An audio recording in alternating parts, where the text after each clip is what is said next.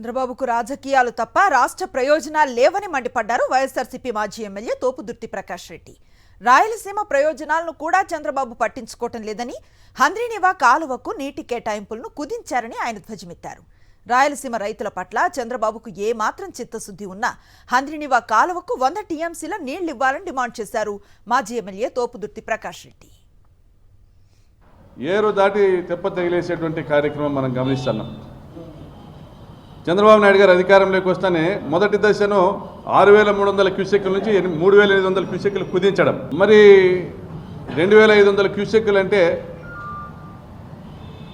తగ్గించేస్తే మరి 3,800 క్యూసెక్కుల ప్రకారం నువ్వు 120 రోజులు చేసినా కూడా నీకు 40 టీఎంసీలే నీకు వచ్చేది. అంటే 20 టీఎంసీలు డైరెక్ట్గా నువ్వు అనంతపురం జిల్లాకు, కర్నూలు జిల్లాకు నష్టపరుస్తున్నావు.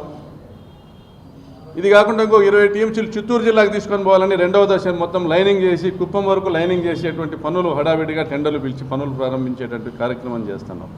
అంటే నీ ఉద్దేశం మా నోళ్ళు ఎండగట్టి చిత్తూరు జిల్లాలో కుప్పంకు నీళ్ళు ఇచ్చేదానికి మాత్రమే, నీటి వేగం పెంచడానికి మాత్రమే నువ్వు లైనింగ్ పనులు చేస్తున్నావు. అందులో నిధులు భారించేదానికి మాత్రమే నువ్వు లైనింగ్ పనులు చేస్తున్నావు.